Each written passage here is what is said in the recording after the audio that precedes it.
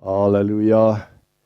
Amen. Nou het ons klank en ek het vir julle hier vanoggend en die gees van die Here is hier en ek is opgewonde oor die woord wat ons moet bedien.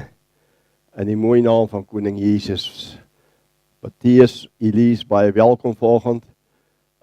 Al die pad van Marydale af. Lekker vakansie gehou en is 'n dag of 2 by ons.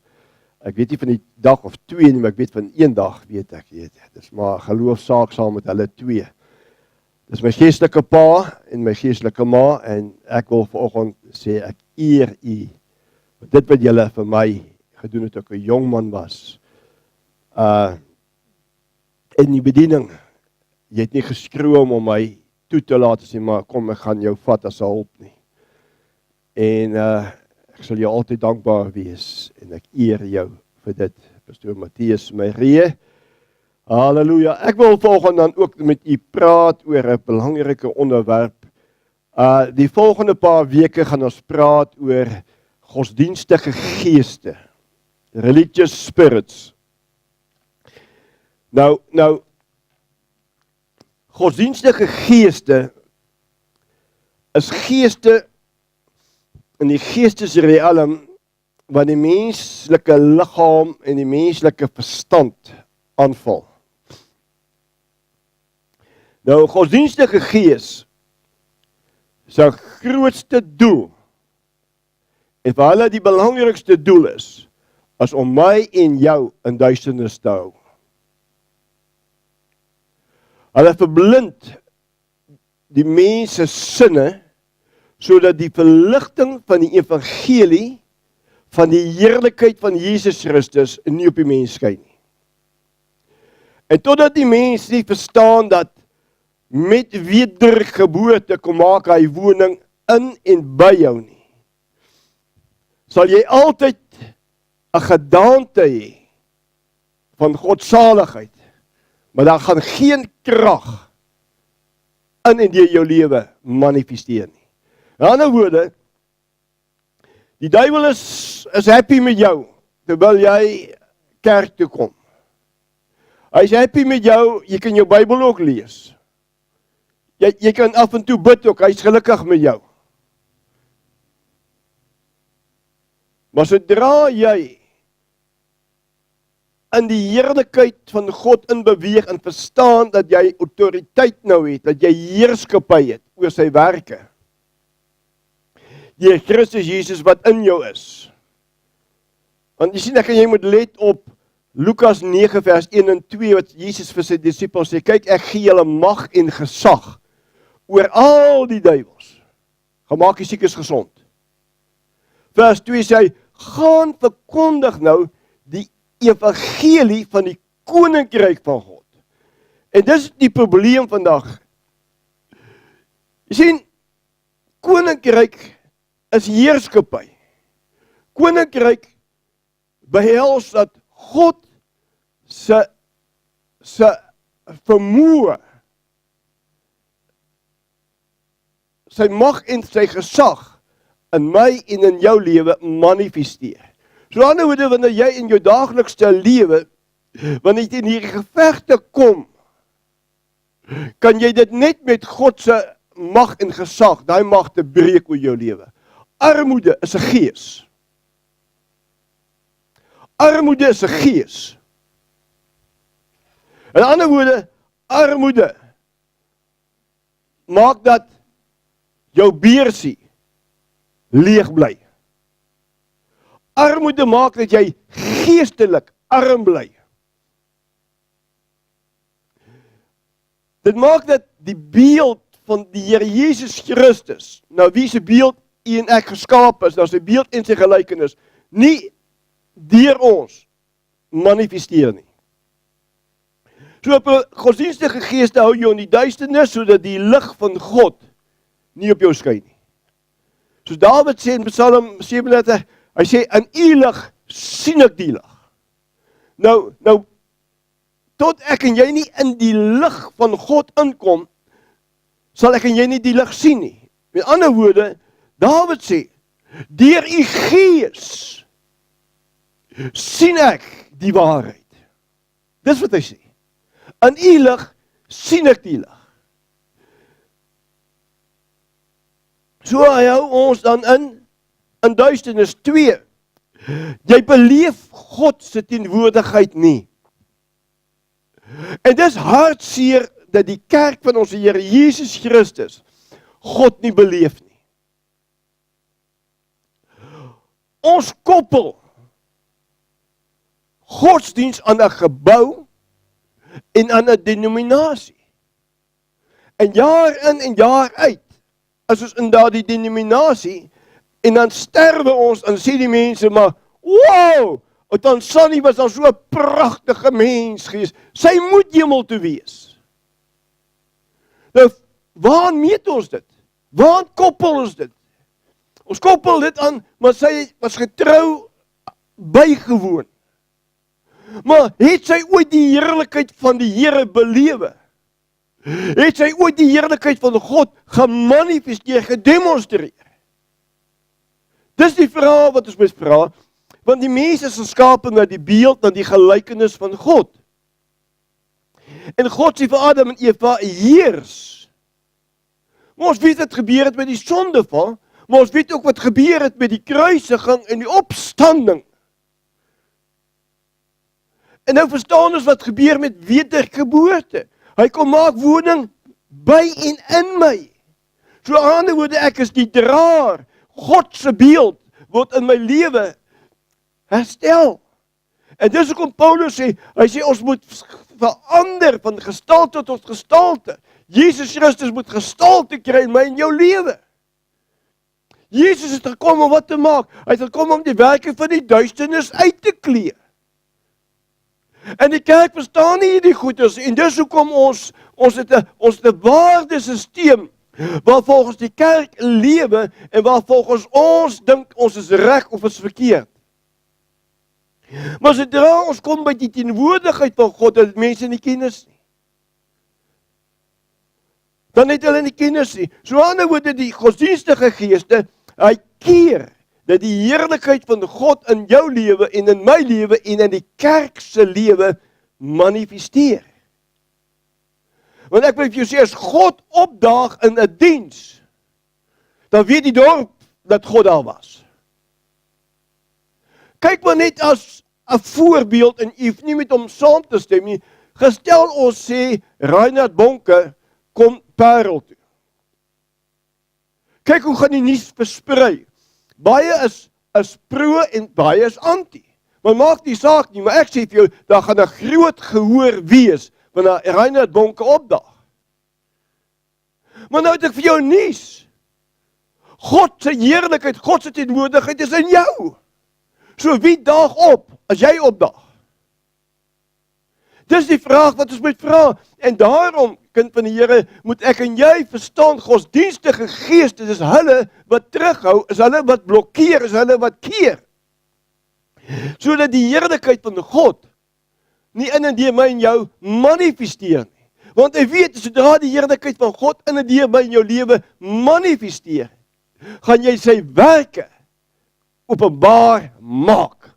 Jy gaan hom uitklee en die mense gaan verstaan, maar wow, vir al die jare is ek bedrieg, ek is belieg. Ek het al die autoriteit van die koninkryk van God gehaat. Ek het al die seëninge gehad, maar ek het dit nooit gebruik nie. Dit het net nooit 'n deel geword van my lewe nie. Hoekom? Ek sit in duisternis. Want die heerlikheid word geblokkeer.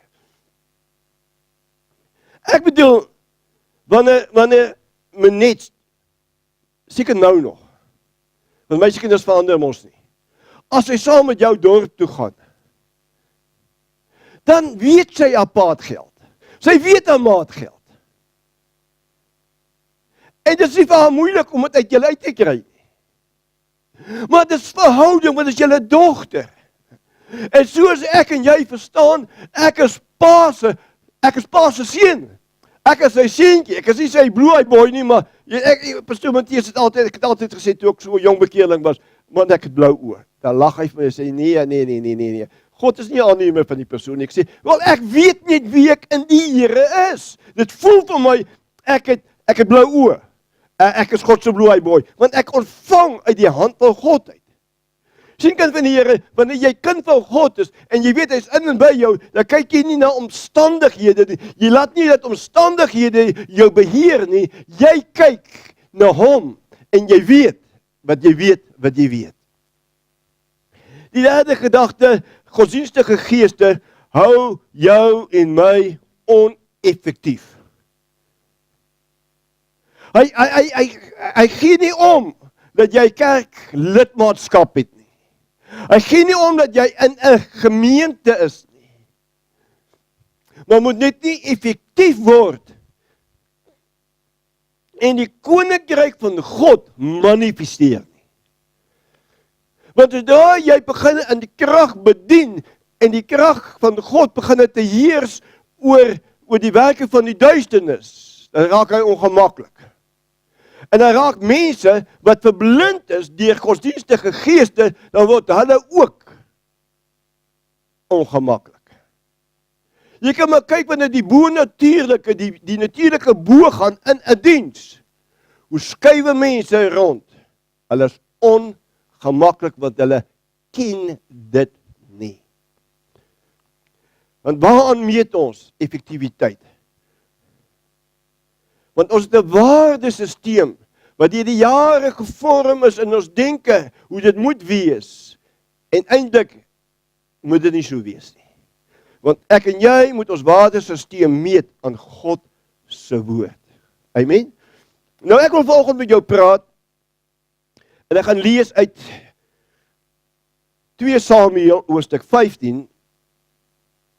En ek wil praat oor hierdie gees. Ek wil gaan oor die volgende paar weke gaan ek praat oor verskillende geeste, godsdienstige geeste, wat my en jou oneffektief maak in die koninkryk van God, wat 'n kerk, wat 'n gemeente oneffektief hou, omdat ons die godsdienstige geeste nie identifiseer nie.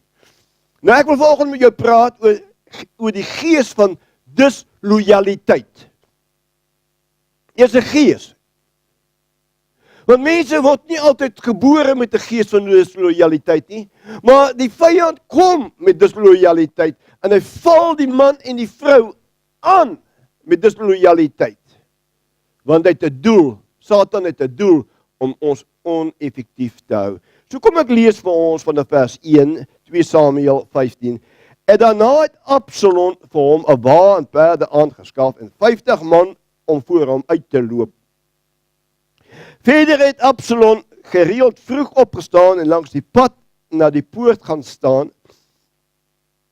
En Absalom het elkeen wat 'n saak gehad het om na die koning Dawid te kom vir regspraak aangeroep en gesê, uit watter stad is jy? En dan antwoord hy, u dienaar is uit een van die stamme van Israel. Dan sê Absalom vir hom, kyk, jou saak is goed en reg, maar van die koning se kant sal niemand jou gehoor gee nie. Verder het Absalom gesê, mag hulle my as regter in die land aanstel, dat ek elkeen wat 'n geskil of regspraak het, na my kan kom, dan sal ek aan hom 'n reg laat geskied. En elke keer as iemand hom nader kom om voor hom te buig, steek hy sy hand uit en gryp hom en soen hom. Op die manier het Absalom met al die Israeliete gehandel, wat regspraak na die koning kom, sodat Absalom die hart van die manne van Israel gesteel het. Nou, as ons kyk na Absalom se lewe, dan moet ek vanoggend vir jou die vraag vra, het iemand jou al so aanstoot gegee, dat jy nie daaroor kan kom nie? Het iemand jou al so aanstoot gegee? Dis 20, 30 jaar terug, maar jy is nog steeds gebind met daardie aanstoot. Jy het nog nooit vrygekom van daardie aanstoot nie. Sien in hierdie storie, hierdie verhaal van Absalom, moet ek en jy verstaan, Absalom in 2 Samuel 15 funksioneer hy met 'n gees van aanstoot. Want aanstoot maak dat jy disloyaal word. Wie van julle het al aanstoot geneem teenoor God? Ja, mense neem aanstoot teenoor God, al neem God kwaadlik. Dinsdag toe ons die blaadjies gaan uitgee hier in die Parel, toe ek in Checkers. En ek gesels met 'n vrou, wat my gehelp het en my bedien het, en ek sê vir haar, did you know God is in a good mood about you? En sy kyk my sy aan en sê vir my, maar hoekom as God dan in so 'n goeie by aangaan in my is, hoekom het hy my baba doodgemaak? Jy sien, en ek moes hierdie vrou bedien en verduidelik, dis nie God wat die baba doodgemaak het, dis die duiwel wat die baba doodgemaak het. Want hoe dood ontstaan? Dood het ontstaan deur sonde. En ek kon haar bedien, en nadat ek het haar bedien het, toe sit sy 'n hand so op my skouer, en sy sê, thank you, sir, for this revelation. Sien, maar vir hoeveel jaar sit sy dalk met aanstoot teenoor God, maar hoeveel keer sit ek en jy met aanstoot teenoor mense? Want Absalom het gesit met aanstoot, hy het gesit met bitterheid, hy het gesit met onvergewensgesindheid, en hierdie bitterheid en hierdie gees van onvergewensgesindheid het gemaak dat hy disloyaal word. En soveel mense sit binne in die kerk, hulle is oneffektief.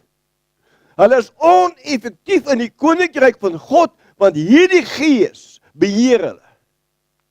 Jy kan maar kyk, dan vat hulle aanstoot hier, dan spring hulle na daai gemeente toe. Daar kry hulle aanstoot, dan spring hulle weer na die volgende gemeente toe. En wat noem ons hulle? Ons noem hulle het 'n springkaan gees. Hulle spring hier, hulle spring daar, hulle spring oralste, maar hulle siel kom nie tot rus nie, want hulle loop met 'n gees van disloyaliteit teenoor iemand. En daardie disloyaliteit kom gewoonlik van aanstoot. Hy kom van aanstoot. As jy kyk na Lukas 17 sê Jesus, as jy net vir sy disippels gesê, dis onvermydelik dat struikelblokke kom, maar wie hulle kom. Sien, tydens my en jou lewe, ons kan glimlag vir baie van die goeders, maar ons identifiseer met hierdie goeders, want nie een van ons word vrygestel. Nie een van ons is vrygestel, nie een van ons word oorgesien deur hierdie demoniese aktiwiteite, hierdie godsdienstige geeste. Hulle kom besoek jou, hulle kom klop aan jou deur, met aanstoot. Wanneer jy net dink jy's nou mooi op pad, jy's nou gelukkig in die huwelik, jy's nou gelukkig by die werk, jy's gelukkig in die kerk, jy's gelukkig, dan kom daar die gees, want hy wil verdeeldheid bring tussen jou en iemand. Daardie persoon, teen wie jy aanstoot geneem het, dis heel moontlik God se skuurpapier vir jou. Dis heel moontlik God se man of God se vrou, wat hy wil gebruik om my en jou te bring na die doel, na God se plan, maar terwyl daardie ding in jou gees is, dit wat verborge is, waarmee jy moet deel, moet na die oppervlak toe kom. En nou word daar met ons gepraat of 'n situasie gebeur, in plaas dat ons sê, Here, help my, leer my om te kan sien wat U vir my wil doen, want gewoonlik wil God vir jou iets doen. Neem ons aanstoot, dat is liefste daai gees, daai bose gees, daai godsdienstige gees, toe in ons lewe, en ons word disloyaal teenoor iemand. Of teenoor die kerk, of teenoor God, maak nie saak nie, maar jy word disloyaal. Nou, hierdie man Absalom, dit was Dawid se seun gewees. Maar as ons kyk na 2 Samuel 13, is so 'n paar 2 Bybelboeke terug, dan lees ons, hoekom het Absalom aanstoot geneem teenoor Dawid? Hoekom het hy aanstoot geneem teenoor sy pa? Hoekom het Dawid disloyaal geword teenoor sy eie bloedpa? Hy het disloyaal geword. Sien maar dat iets gebeur. Luister mooi, kom ons kyk gou goed daarna. Amnon, seun van Dawid, verkragt Tamar, Absalom se suster. Jy kan dit lees, jy kan die hele verhaal lees in 2 Samuel 13, kan jy dit gaan lees. Amnon raak verlief op sy suster, sy halfsuster, hy raak verlief op haar. En hy kry, luister mooi, hy kry toe een van sy maats, wat nogal baie slim was. Aminadab, en wat gebeur? Hierdie Aminadab gee vir Absalom 'n raad. Gaan nader die koning, vra die koning laat jou suster Tamar vir jou 'n ete kom voorberei. En wat gebeur? Hierdie man, Absalom, terwyl sy suster vir hom die ete voorberei het, stuur hy almal weg, laat die suster inkom en verkragt die suster.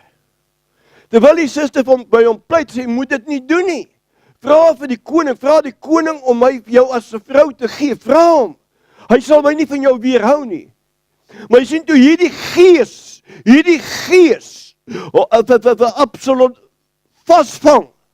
Ag, nie vir Absalom, nie vir Amnon vasvang. Wat gebeur? Hy gooi alles oorboord. Sy denke word vasgevang in welis. En hy verkragt sy suster, sy halfsuster. En toe hy het klaar verkragt het, toe kom daar 'n weersin in sy hart teenoor die vrou. En hy stuur haar weg. Absalom hoor by sy suster, wat het Amnon met haar gedoen? En hy gee dit die koning Dawid te kenne.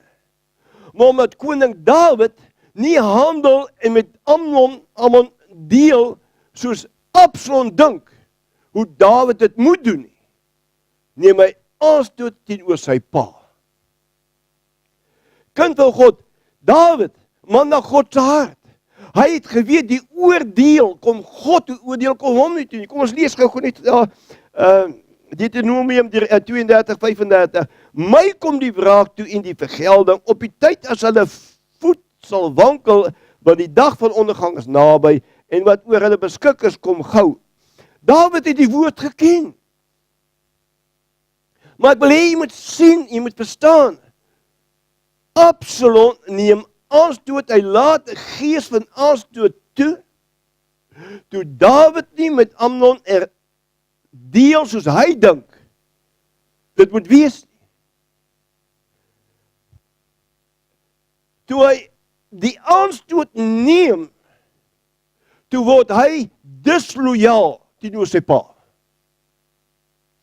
En jy kan nou maar kyk, kind van die Here, kyk, jy kan maar luister, hoor die woord van God. Soveel manne en vroue sit met 'n gees van disloyaliteit teenoor iemand wat nie gehandel het soos hulle gedink het.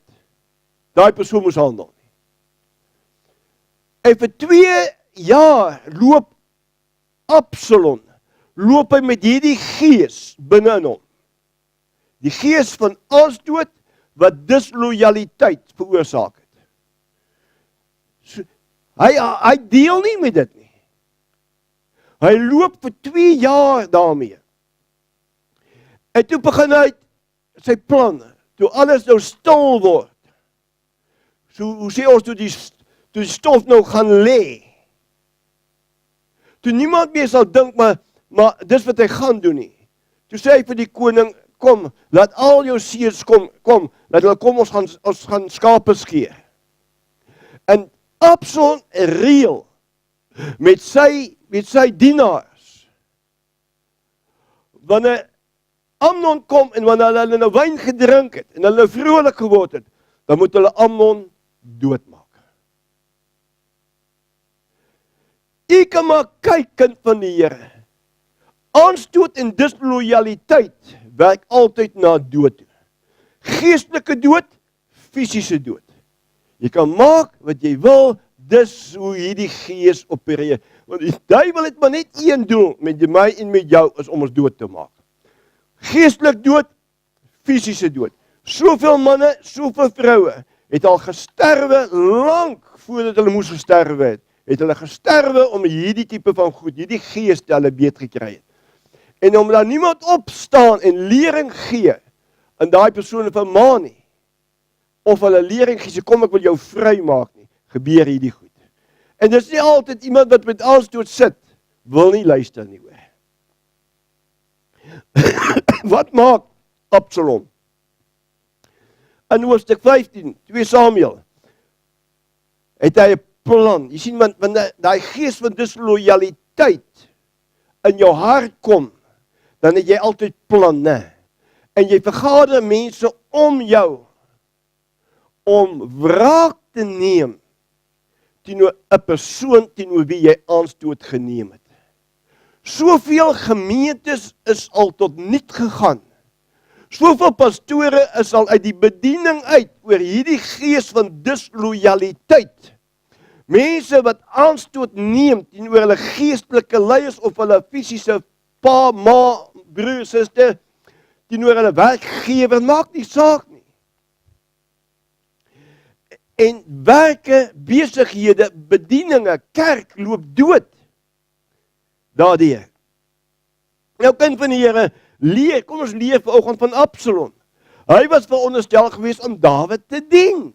Hy is veronderstel om Dawid te dien, hy is die seun van die koning te wees. Wat maak hy?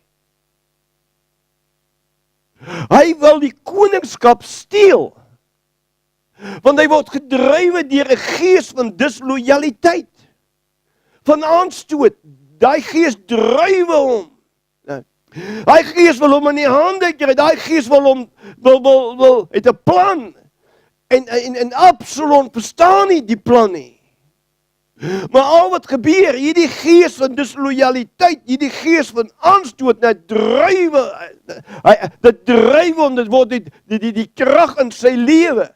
Hy gaan die koningskap by Dawid, hy gaan dit gaan oorvat by hom, want Dawid het nie gehandel met Amnon, soos hy gedink het, Dawid moes die saak gehanteer het, gehandel het nie.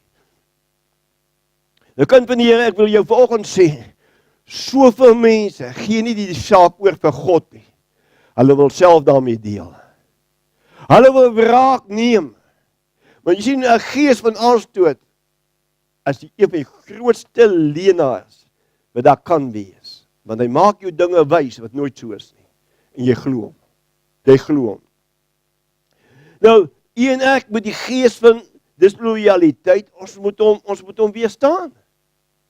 Kind van God, slegs wanneer jy verstaan, slegs wanneer jy Efesiërs 6 van vers 10 af verstaan, wat Paulus vir die Efesiërs sê, hy sê, broeders en susters, seuns en dogters, ek wil hulle almal saamvat in die woordjie broeders, word nou kragtig in die Here en in die krag van sy sterkte.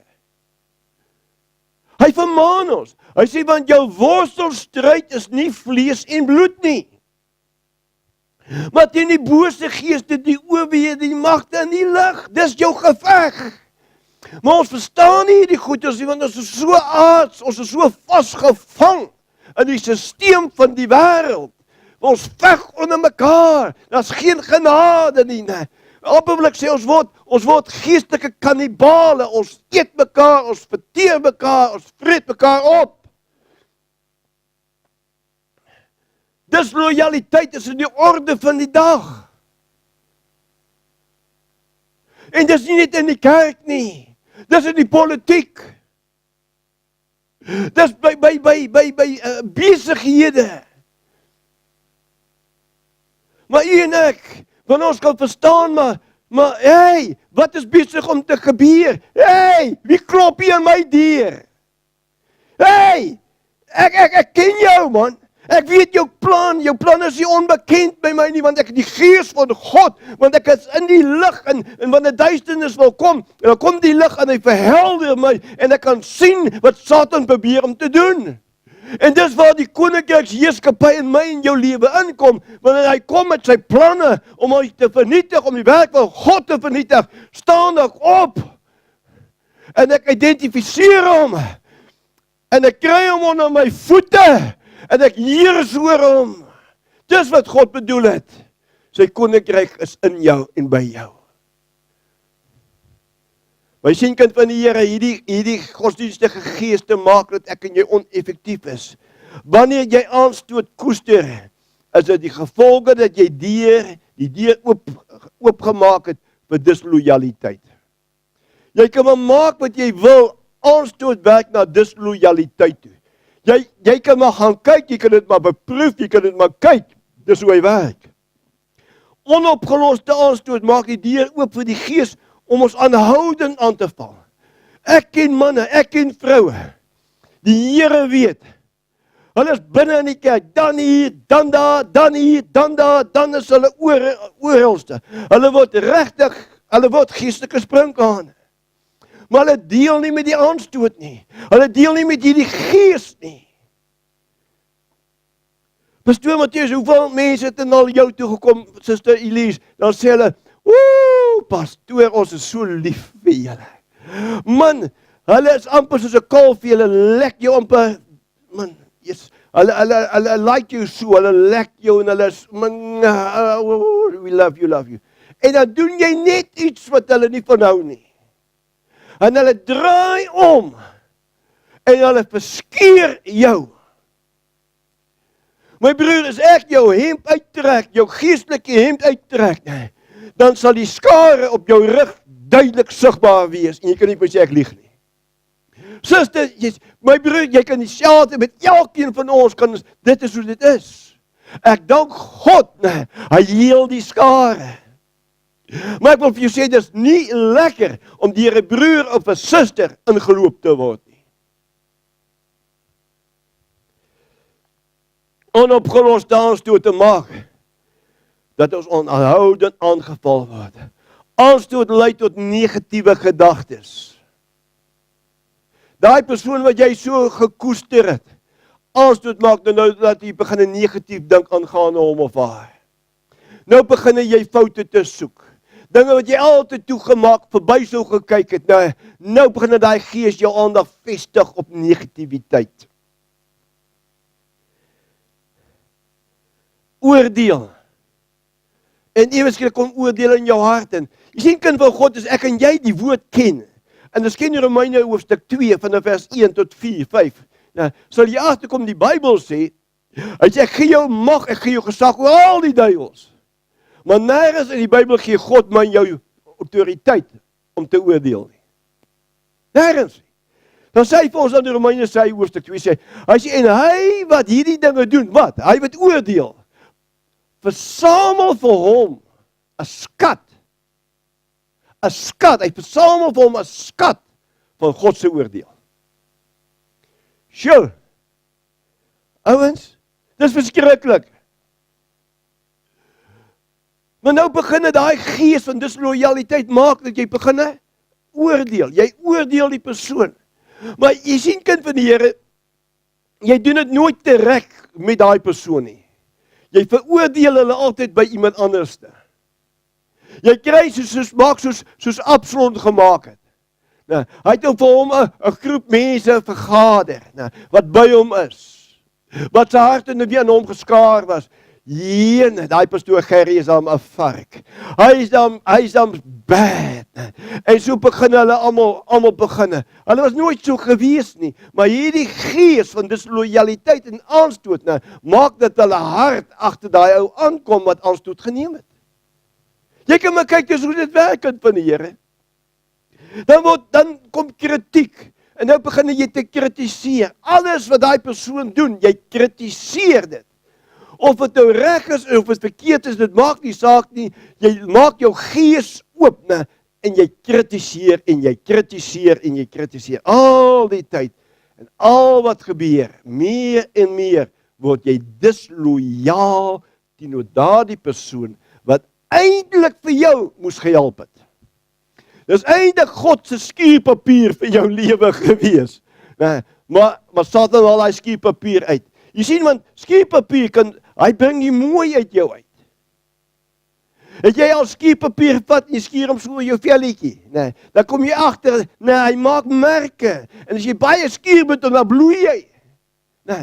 Maar sit hom op 'n stuk hout en skuur hom, dan kyk jy hoe kom die mooi van die hout kom my na vore skyn. So is dit ook in my en jou in ons geestelike lewe. Daai stuk papier, bring die mooiheid, bring God se beeld in my en in jou lewe na die oppervlak toe. En Satan haat die heerlikheid van God in jou en in my lewe met 'n passie. En dan kom jy met hierdie gees van disloyaliteit, hierdie gees wat veroorsaak van disloyaliteit, wat veroorsaak word deur aanstoot, gebruik hy om my en jou by te kom. Aanstoot lei tot negatiewe gedagtes. Ek het dit gesê, rugstekery, wond mense, bring skeiding. Jy kan maar altyd kyk, aanstoot, die gees van aanstoot bring skeiding. Binne in die gemeente, of binne in die huisgesin, of binne by die werk, is dit mos daai 3 fases, julle ken mos daai 3 fases, Nommer 1, die eerste fase van aanstoot is stilstype. Jy raak stil. Die tweede fase is klim in die kaak. Jy daai silent treatment, klim in die kaak. En die derde fase is onttrek, jy onttrek. Jy kan maar kyk. Hierdie gees van disloyaliteit, aanstoot, dis hoe hy werk in my en in jou lewe, toets dit. Wanneer jou kaak 'n bietjie styf word, check daai gees. Hou die gees dop. Sê, hey, prys die Here vir pastoor Gerry. Hy het my geleer, dis 'n kenteken, wanneer ek stil word, klim in die kaak kry, want ek begin onttrek, dan moet ek kyk, met hierdie gees van disloyaliteit, hierdie gees van aanstoot, ek moet hom soek, en ek moet by God Heilige Gees hoor, hoekom? Wat wil hy in my lewe doen? Wat wil hy deur my lewe doen, sodat ek daarmee kan deel? En rugstekery, kind van die Here, disloyaliteit maak, dat iemand jou in die rug steek. Absalom het uitgegaan om sy pa uit die pad uit te kry. Hy wou koningskap hê. Handhaaf 'n diensknegt mentaliteit. Pas op vir selfsugtige ambisies. Baie mense kom in die gemeente in. Baie mense kom by 'n werk in. Hulle het selfsugtige redes. Hulle is nie eerbaar nie. Voor jou is dit 'n engel van die lig. Maar hulle plan is, hulle is disloyaal teenoor jou. Hulle wil hê dit wat jy het, wat aan jou behoort, wat God wettig aan jou gegee het, hulle kom om dit van jou al weg te steel met hierdie gees. So pas op vir selfsugtige ambisies. Kind van die Here, ek wil jou sê, daai selfsugtige ambisies gaan jou doodmaak. Satan het net een manier, en is al wat hy wil doen, is om jou dood te maak. En ons kom nie agter hoe hierdie godsdienstige geeste funksioneer nie. Jy dink jy gaan daai posisie kry, maar hoe jy hom gekry het, dieselfde manier hoe jy hom gekry is, dis hoe jy gaan uithaal.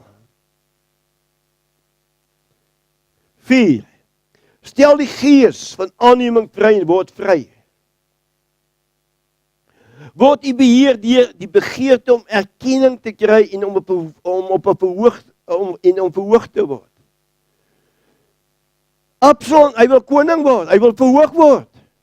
Want die aanstoot drywe hom, hy is disloyaal teenoor sy pa Dawid. En so kom baie mense in die gemeente in. Hulle kom in werke in besighede in. Hulle wil die mynpienaat word. Hulle wil die belangrikste wees. As hulle nie verhoog word nie, dan loop hulle. En hulle loop nie net in stilte nie, hulle loop met aanstoot. As ek dan nou nie goed genoeg nie, hoekom kan ek nie dit doen nie?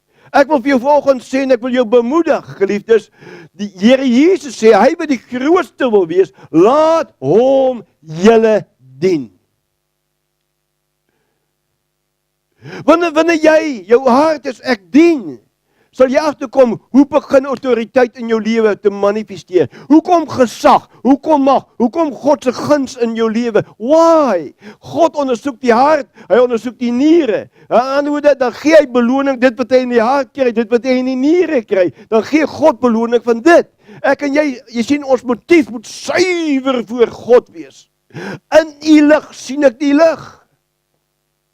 My hart moet altyd oop lê voor God, geliefdes. Ek moet altyd kan sê, God, u weet alles. Here, as my hart nie suiwer is nie, Here, as daar onreinheid is, kom deur u Gees, kom deur u woord, praat met my. Sien, want God se Gees kla jou nooit aan nie. Hy oortuig jou. Dis die verskil. Van baie ouens kom en hulle wil sê, God gaan jou aan. Nee, God kla niemand aan nie.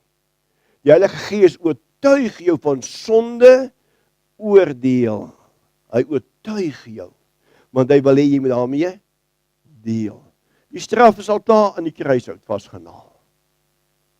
Jesus het die prys betaal, geliefdes. En daarom oortuig hy, God wil hê, ek en jy moet in sy beeld, of sy beeld, sy gelykenis moet in my gees, siel en liggaam manifesteer. He is a good God. He is a good God. Dra jy aanstoot rond iemand wat waarlik jy aanstoot gegee het, wat nog nie uitgesorteer is nie, laat God nou toe om jou vry te stel. Jy sien, vir jare, ons deel nie met die goed nie.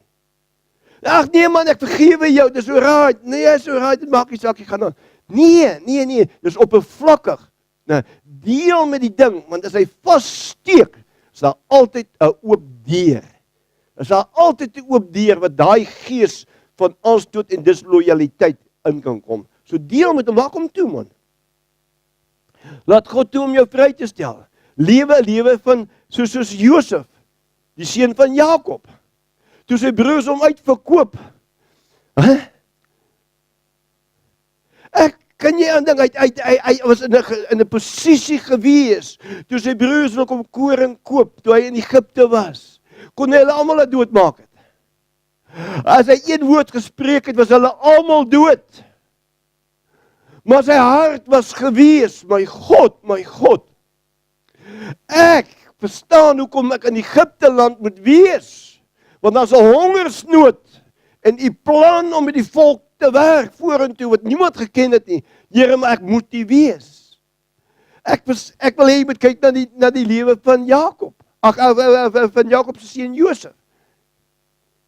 God moes hom kry in die hoogste gesag.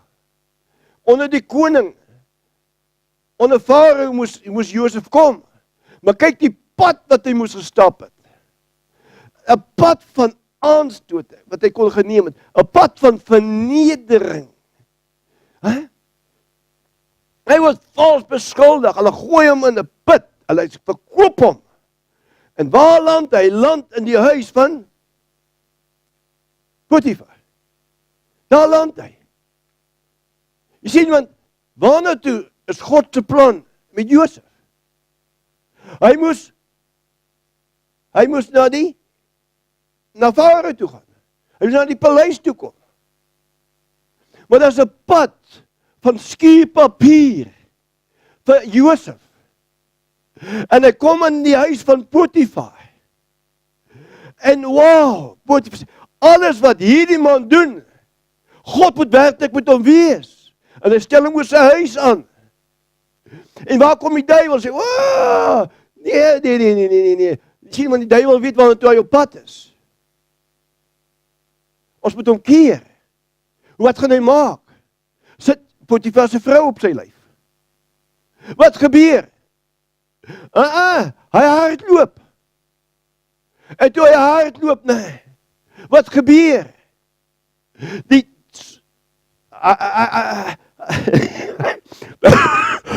Verskoning, hy word beskuldig. Hy gaan tronk toe. En wat 'n tronk beland hy? Die koninklike tronk. Daar waar die koning se ouers opgesluit word. Daar, skuurpapier. Maar die guns van die Here het hom nooit verlaat nie. Die guns van God was altyd met Josef gewees. En wie beland daar aan die tronk? Die koning se bakker en sy skinker. Want jy sien, God moet vir Josef, God wil so pad met hom na die paleis toe. Maar hy moet 'n pad stap. Want jy sien, hy's in 'n vreemde land. Hy moes hulle kultuur leer. Hy moes leer hoe funksioneer hierdie lot ouens.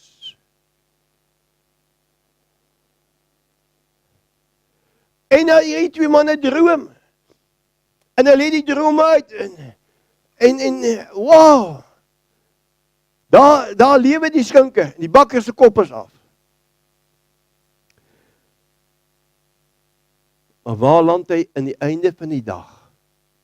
Al die skepe, God moet goedes uit my en jou lewe uitkry. En hy gebruik omstandighede. Maar wil ek en jy moet bewus wees van hierdie geeste wat gaan keer. Daar land hy, koning, onder koning, tweede in bevel, sy broers kom. Hy het dan nie dat doodmaak nie. Hy het geween. Want hy het verstaan, hy moet daar kom, dis die pad wat hy moet stap, sodat God hom kan gebruik. Ek wil jou vanoggend bemoedig. Ek wil jou bemoedig vanoggend. Sien, jy kan wees wie jy wil, maar daai gees van aanstoot kom klop, en hy gaan jou disloyaal probeer maak. Jy kan wees wie jy wil, daai gees kom jou pad langs. Hy kom jou pad langs. Kom ons lees gou Romeine 8 vers 13 tot 19. Want as julle na die vlees lewe, sal julle sterwe, maar as julle die gees, die Heilige Gees, die werke van die liggaam doodmaak, sal julle lewe. Ek en jy moet heers oor die werke van die duisternis, oor die bose geeste, ons moet heers oor hulle. Want almal wat deur die gees van God gelei word, is kinders van God. Want julle het nie ontvang 'n gees van slawerny om weer te vrees nie, maar julle het ontvang die gees van aanneming tot kinders, deur wie ons roep, Abba Vader. Die Gees self getuig saam met ons gees dat ons kinders van God is. En as ons kinders van God is ons erfgename van God en mede-erfgename van Christus. As ons naamlik saam met hom ly, sodat ons ook saam met hom verheerlik kan word. Want ek reken dat die lyding van die teenswoordige tyd nie opweeg teen die heerlikheid wat aan ons geopenbaar sal word nie, want die skepping wag met reikhalsende verlange na die openbaring van die kinders van God. Kind van die Here, ek wil jou vanoggend bemoedig. Let op, wees gewaarsku. Ek wil jou attent maak op hierdie gees wat hy kom maak, hy gaan jou disloyaal maak. As jy disloyaal is teenoor iemand, check jou hart. Gaan soek daai aanstoot, deel met die aanstoot. Sien, en ek sluit af, God plaas leierskap. En ek gaan dit volgende weer sê, ek sê dit baie. Daar's te veel pastore, dominees, reverends, noem die titel net wat jy wil, wat geleer het daarvoor, maar wat nie geroep is nie. God het jou nie geroep in daardie bediening nie. Jy het gaan leer daarvoor. En dat is 'n groot verskil, kind van God. Wanneer God jou roep, as die roeping onberoulik. 1 Korintiërs 12 vers 27 en 28. Maar julle is die liggaam van Christus en lede afsonderlik. En God het sommige in die gemeente gestel, in die eerste plek apostels, ten tweede profete, ten derde leraars, daarna kragte, daarna genadegawes en gesondmakings, helpe, regering, allerhande tale. Wie het dit daar gestel? God het dit daar gestel. Kind van God, as God jou roep vir 'n sekere bediening, bly in daardie bediening. Moenie die kop wil wees terwyl jy die voet moet wees nie. Ek kan jou verseker, nee, as die voet nie funksioneer nie, dan lei die kop. En so elke bediening. Dien die man van God, wat God aangestel het. Dien hom of haar. Want die genadegawe wat God in daardie man en vrou geplaas het, is vir jou voordeel, is vir jou benefits. Is om jou ryk te maak, is om jou te help, dat die heerlikheid van God in jou lewe en deur jou lewe manifesteer. Dat die beeld van God herstel word in jou lewe.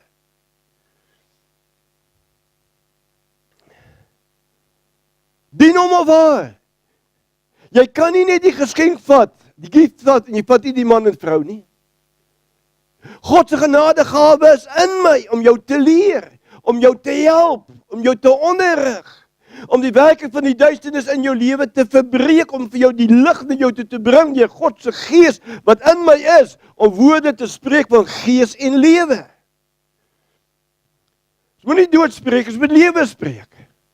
Maar dis die genadegawe wat jou dring om dit te doen. Dis die liefde van God wat in jou is, wanneer hy gestalte kry in jou, dan begin sy liefde, ons noem dit die vrug van die gees, dan begin God se liefde in jou. En jy het mense lief, ongeag wie hulle is, ongeag hulle foute, ongeag hulle tekortkominge, jy het lief. Hoekom? Want jy word verander na dieselfde beeld as Jesus Christus. Dis waaroor dit gaan. Wat is die einde van Absalom? Wat is die uiteinde van Absalom se lewe gewees? U kan so verseker wees vandag. 'n Man en 'n vrou wat disloyaliteit, daai gees in hulle het, hulle sterwe. Jy kan maak wat jy wil, hulle sterwe. Geestelik gaan hulle sterf en fisies gaan hulle vroue doodsterf. Wanneer jy daardie gees van disloyaliteit in jou hart toelaat. Absalom, hy word doodgemaak, terwyl hy in sy lange hare daar in die doringbos hang, en die donkies onder hom uit, en hy hang daar, toe maak hulle hom dood. Dawid het hom nie verlustig aan die dood van Absalom nie. Sy pa het geween, sy pa het gehuil oor sy seun Absalom. Gaan lees die Bybel. Sy kind van die Here, ek en jy kan ons baie keer verlustig aan iemand se dood, aan iemand se ondergang. Maar kom ons kry Dawid se hart. Kom ek en jy weet, is daai gees van disloyaliteit, daai gees van aanstoot, wat daai man, vrou, seun of dogter, 'n vroue dood, geestelike dood wat sterf het. Kom ons waak. Kom ons waak. Teen die gees van aanstoot, wat die gees van disloyaliteit in my en in jou lewe toelaat. Ek pleit by u. Kom ons wees bedag daarop. Hierdie is 'n vieslike gees. My kleindogter sê altyd, oupa, hulle is vieslik met my. Ek wil volgens sê, Gabby, dis 'n vieslike gees, die gees van disloyaliteit. Hy bring altyd dood mee. Mag God jou seën, mag God jou genadig wees. Mag God se gees en God se woord die openbaring bring in jou gees en jou denke vernuwe, dat jy altyd bewus sal wees. Wanneer jy begin stil word, wanneer jy begin klem in die kaak kry, wanneer jy begin onttrek, weet dit, dis die kentekens. Dis die aanloop van bitterheid, onvergewensgesindheid, oordeel, kritiek, haat, nyd en ook selfverheffing. Gees van aanstoot. Mag God jou seën. Mag jy bedag wees daarop. Amen. Amen. Kan ons saam bid volgens? Kan ons saam bid? Hierdie gees is, julle kan die Here mos so dankbaar wees, hy het mos nie vir julle weet nie. Hy kom ons nie